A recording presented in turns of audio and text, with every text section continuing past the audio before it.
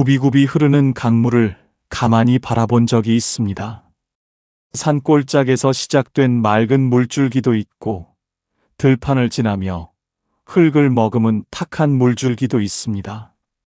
어느 것은 서둘러 달려가고 어느 것은 느릿하게 머물다 가지만 그 모든 물줄기가 가고자 하는 끝은 결국 하나입니다. 바로 드넓은 바다이지요.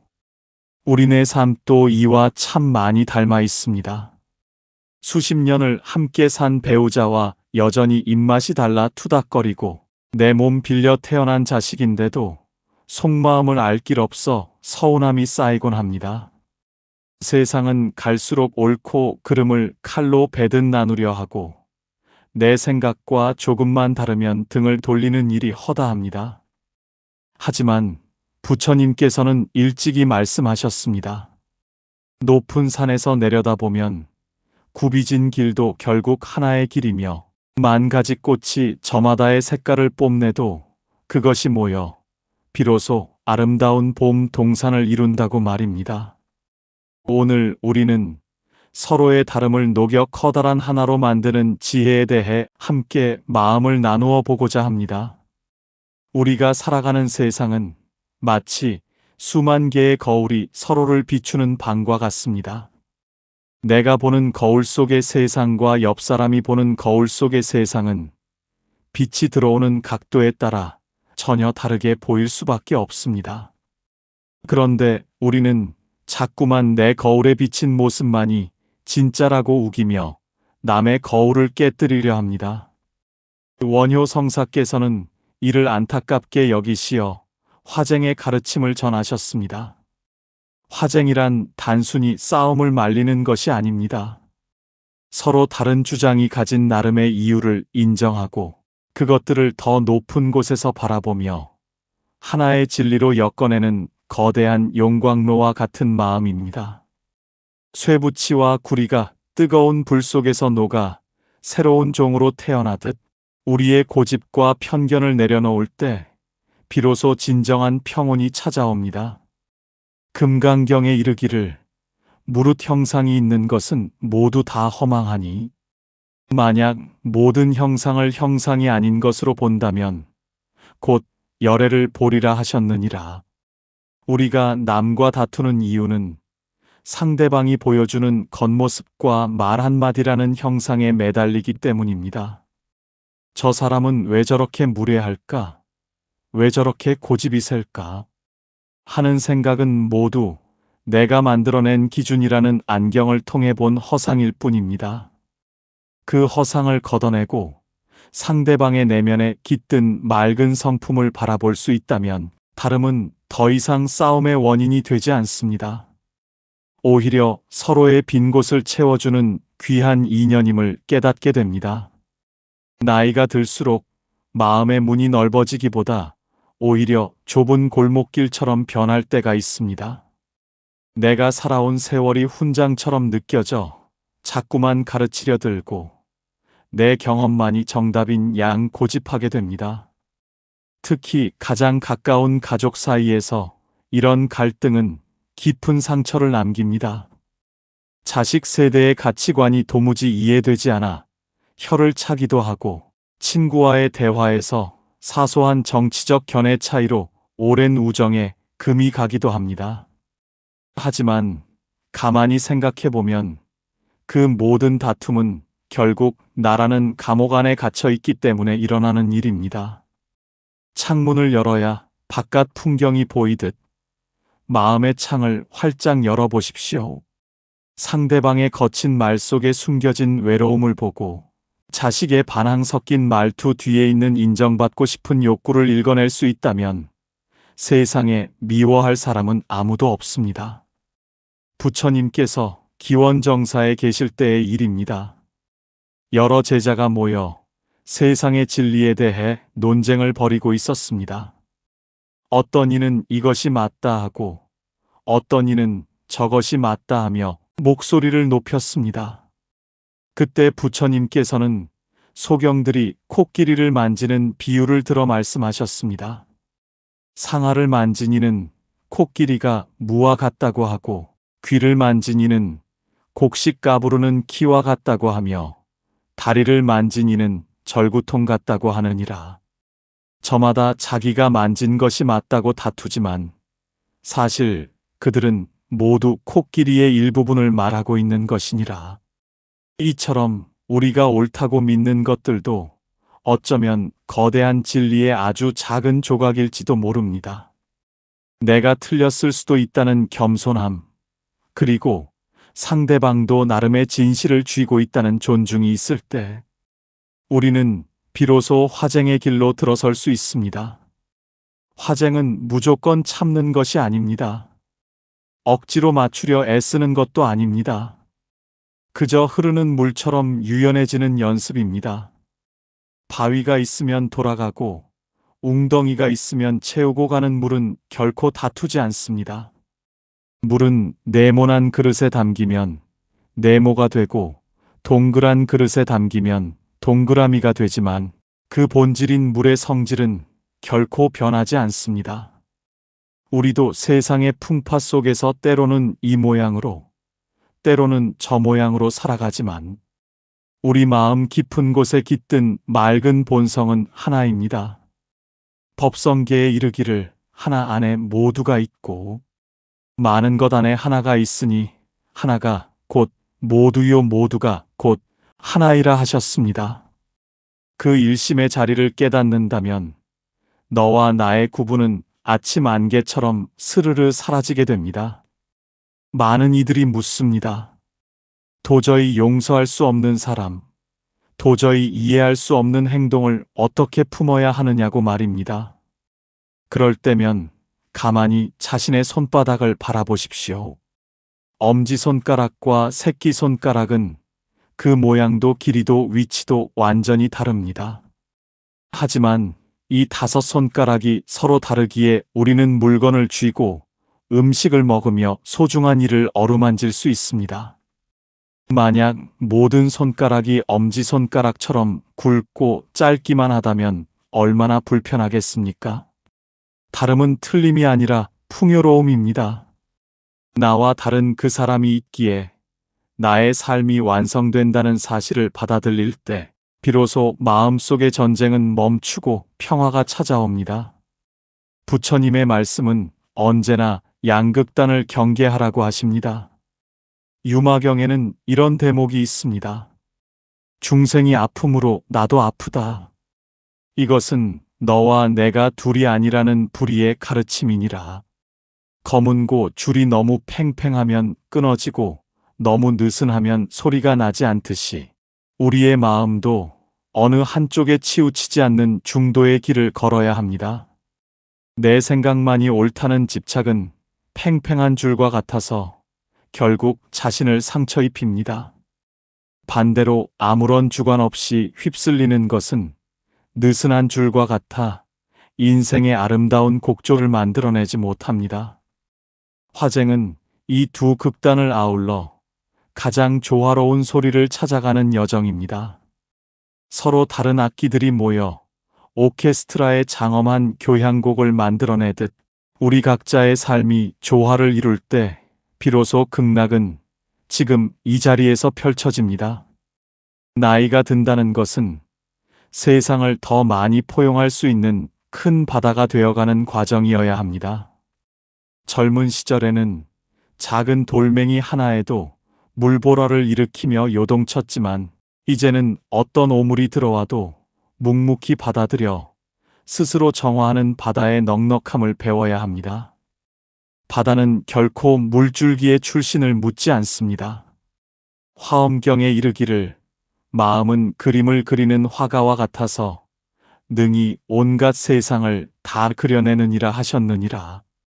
깨끗한 계곡물도 지저분한 하수도 물도 바다에 들어오면 모두 똑같은 짠맛의 바닷물이 되듯 우리 마음이 바다와 같다면 세상의 그 어떤 다름도 넉넉히 품어 안을 수 있습니다. 이것이 바로 원흉회통의 경지입니다. 모든 차별을 넘어서서 본래의 큰 생명으로 돌아가는 것입니다. 우리가 일상에서 화쟁을 실천하는 가장 쉬운 방법은 바로 말을 아끼고 귀를 여는 것입니다. 내 말을 먼저 하기보다 상대방의 이야기를 끝까지 들어주는 것만으로도 갈등의 절반은 사라집니다. 수타니파타에 이르기를 소리에 놀라지 않는 사자와 같이, 그물에 걸리지 않는 바람과 같이, 흙탕물에 더럽혀지지 않는 연꽃과 같이 홀로 행하라 하셨습니다. 상대방의 비난이나 거친 말에 곧바로 반응하여 맞서 싸우기보다 바람처럼 흘려보내고 내 마음의 평온을 지키는 것이 진정한 승리입니다. 상대방의 말에 고개를 끄덕여주며 그렇겠구나, 당신 마음이 그랬겠구나 하고 공감해주는 순간 얼어붙었던 상대의 마음은 봄눈 녹듯 사라집니다. 부처님께서는 말씀하셨습니다. 세상에 영원한 것은 없으며 고정된 나 또한 없다. 그런데 어찌하여 한순간의 생각에 매달려 남과 다투려 하느냐? 구름은 인연에 따라 모였다 흩어지며 모양을 바꾸지만 저 푸른 하늘은 언제나 변함없이 그 자리에 있느니라. 너희의 마음을 저 넓은 하늘처럼 써라. 구름이 가도 하늘은 원망하지 않고 해가 저물어도 하늘은 슬퍼하지 않느니라. 이처럼 우리 마음의 본질은 본래 다툼이 없는 평온한 상태입니다. 번뇌라는 구름이 잠시 눈앞을 가릴 뿐, 그 구름 너머에는 항상 밝은 지혜의 태양이 비추고 있습니다. 화쟁의 지혜를 얻기 위해서는 먼저 내 안에 분별심을 내려놓아야 합니다. 우리는 태어나면서부터 이름표를 붙이는 습관이 있습니다. 이것은 좋은 것, 저것은 나쁜 것, 이것은 내 편, 저것은 내 편. 그렇게 이름표를 붙이는 순간부터 갈등은 시작됩니다.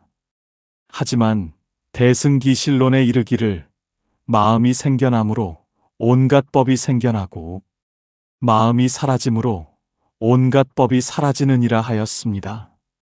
자연에는 이름표가 없습니다. 잡초라고 불리는 풀도 누군가에게는 귀한 약초가 될 수 있고 예쁜 꽃도 농부에게는 일손을 방해하는 방해꾼이 될 수 있습니다. 사물 그 자체에는 선악이 없으나 오직 우리 마음이 그것을 나누고 다툴 뿐입니다. 마음속의 이름표를 떼어내고 세상을 있는 그대로 바라보십시오. 그러면 그곳의 다툼은 사라지고 오직 생명의 경이로움만이 남게 됩니다. 과거 인도의 아소카 왕은 수많은 전쟁 끝에 큰 깨달음을 얻었습니다. 그는 비석에 새기기를 남의 종교를 비난하지 말라. 남의 종교를 존중함으로써 자기의 종교를 드높일 수 있느니라 하였습니다. 이것이 바로 성군이 실천한 화쟁의 정치였습니다. 우리 삶의 작은 영토에서도 마찬가지입니다. 배우자의 생각, 친구의 신념, 자식의 선택을 비난하기보다 먼저 존중해 보십시오. 내가 상대를 존중할 때 비로소 나 또한 존중받을 수 있는 법입니다. 어느 한쪽이 틀린 것이 아니라 각자의 처지에서 보면 모두가 나름의 진실을 말하고 있는 것입니다. 우리가 이 넉넉한 마음을 가질 수 있다면 세상의 그 어떤 날카로운 모서리도 둥글게 깎아낼 수 있습니다. 이제 긴 세월 살아오며 맺힌 마음의 응어리가 있다면 오늘 이 자리에서 화쟁의 불꽃으로 모두 녹여내시길 바랍니다. 미웠던 사람, 서운했던 기억, 나를 힘들게 했던 모든 인연을 그저 하나의 큰 물줄기로 바라보십시오. 법구경에 이르기를 원한은 원한으로서 갚아지지 않나니 원한을 쉬어야만 원한이 풀리느니라. 이것은 영원한 법이니라 하셨습니다. 그들도 나처럼 아프고 나처럼 사랑받고 싶어하는 가련한 존재일 뿐입니다.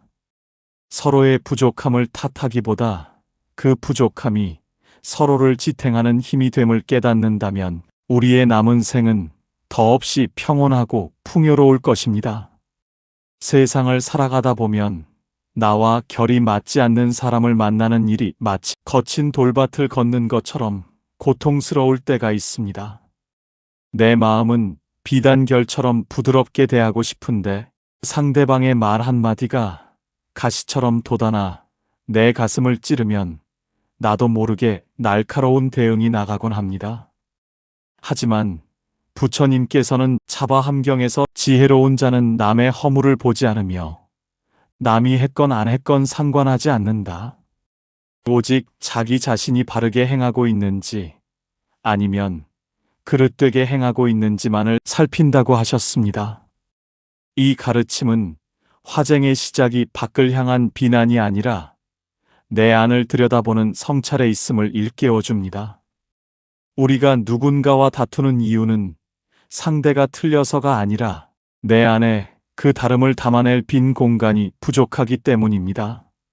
나이가 들어 몸이 예전 같지 않으면 마음도 덩달아 조급해지기 쉽습니다. 자식들에게 내 말을 듣지 않는다고 서운해하고 사회가 변하는 속도를 따라가지 못해 소외감을 느끼며 세상과 담을 쌓기도 합니다. 그러나 원효 성사께서는 모든 것은 오직 마음이 지어내는 것임을 깨닫고 해골 바가지에 담긴 물을 마시며 일심의 도리를 전하셨습니다. 어젯밤 달콤하게 마셨던 물이 아침에 보니 해골에 담긴 썩은 물이었음을 알았을 때 세상은 변한 것이 없으나 오직 내 마음이 바뀌었을 뿐임을 아신 것입니다. 화쟁 또한 이와 같습니다. 갈등의 상대는 그대로일지라도 내 마음이 그를 원수로 보느냐 아니면 함께 깨달음을 향해 가는 도반으로 보느냐에 따라 세상은 지옥이 되기도 하고 극락이 되기도 합니다. 부처님께서는 수타니파타에서 말씀하셨습니다.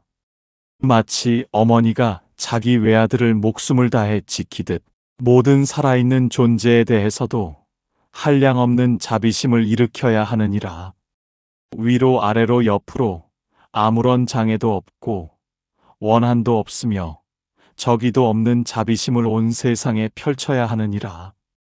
우리가 만나는 모든 인연은 전생의 수없는 시간 속에서 나의 부모였고 자식이었으며 형제였을지도 모릅니다.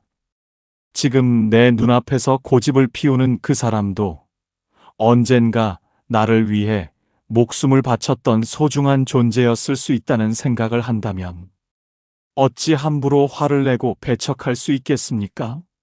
다름을 인정하는 것은 곧 잃어버린 가족을 다시 만나는 것과 같은 감격스러운 일입니다. 세상의 이치는 마치 화엄경의 인드라망과 같습니다. 하늘의 그물 코마다 달린 보석들이 서로를 비추며 무한한 빛을 만들어내듯 우리 각자는 독립된 존재인 동시에 서로에게 깊이 연결되어 있습니다. 어느 보석 하나가 빛을 잃으면 전체 그물의 광채가 줄어들고 어느 하나가 밝게 빛나면 주변까지 환하게 밝힙니다. 내가 타인과 다투고 상처를 주는 것은 결국 내 몸의 일부를 찌르는 것과 같습니다. 화쟁은 내가 살기 위해 남을 죽이는 길이 아니라 남을 살림으로써 나 또한 진정한 생명을 얻는 상생의 길입니다. 우리가 화쟁의 마음을 낼 때 가장 조심해야 할 것은 내 주관이 섞인 정의감입니다. 나는 옳고 너는 틀렸다는 이분법적인 정의는 세상에서 가장 무서운 칼날이 됩니다. 대승기신론에서는 이르기를 중생의 어리석음은 본래 없는 것을 있다고 집착하는 데서 시작된다 하셨습니다. 우리가 옳다고 믿는 그 정의조차도 시대와 장소에 따라 변하는 뜬구름과 같습니다. 부처님께서는 강을 건너기 위해 뗏목을 만들었으나 강을 건넌 후에는 그 뗏목을 버리고 가야 한다고 가르치셨습니다. 하물며 진리를 담은 가르침조차 버려야 하거늘 우리 삶의 사소한 고집들을 어찌 끝까지 쥐고 있으려 하십니까? 이제 남은 삶은 향기로운 꽃과 같은 말만 하며 살아가기로 마음먹어 봅시다. 화쟁을 실천하는 구체적인 방법은 부드러운 얼굴과 따뜻한 말 한마디를 건네는 화내어에 있습니다. 상대방의 의견이 나와 다르더라도 우선은 그렇군요. 그럴 수도 있겠네요 하며 맞장구 쳐 주십시오. 비어있는 그릇에야 물을 채울 수 있듯이 내 고집을 비워야 타인의 진심이 내 안으로 흘러들어올 수 있습니다. 법구경에 이르기를 악한 사람이 나를 비난하더라도 나는 자비로서 대답하리라. 악한 사람은 악을 행하지만 지혜로운 사람은 그 악을 선으로 이겨낸다 하셨습니다. 이제는 작은 비바람에 흔들리지 않는 뿌리 깊은 나무가 되어야 합니다.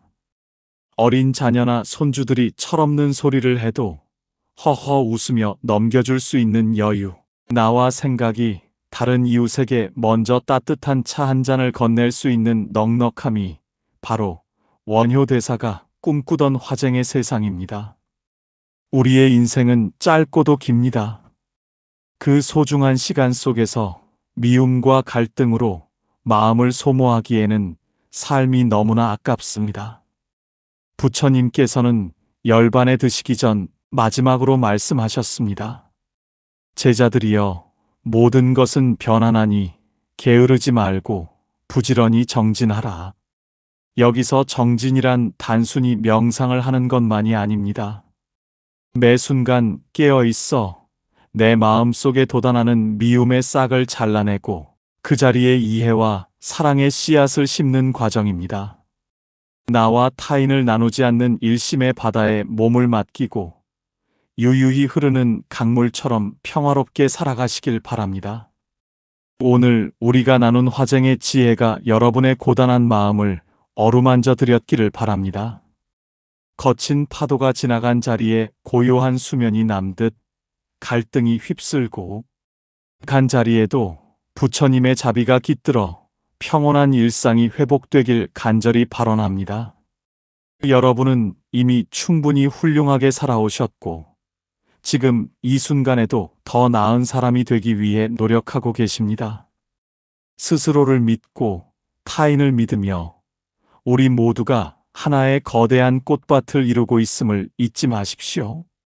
마지막으로 부처님의 평화가 여러분의 가정과 일터, 그리고 무엇보다 여러분의 마음 속에 늘 함께하기를 기원합니다. 갈등이 찾아올 때마다 오늘 들으신 말씀을 떠올리며 크게 심호흡 한번 하시고 세상을 향해 환한 미소를 지어 보십시오. 그 미소가 바로 세상을 구원하는 가장 큰 화쟁의 등불이 될 것입니다. 영상이 마음에 드셨다면 구독과 좋아요를 통해 더 많은 분께 이 따뜻한 위로가 전해질 수 있도록 힘을 보태주십시오. 여러분의 작은 실천이 누군가에게는 큰 희망의 빛이 됩니다. 다음 시간에도 여러분의 마음을 편안하게 해줄 귀한 지혜의 말씀으로 찾아뵙겠습니다. 늘 건강하시고 평온한 날들 되시기를 두 손 모아 기도합니다.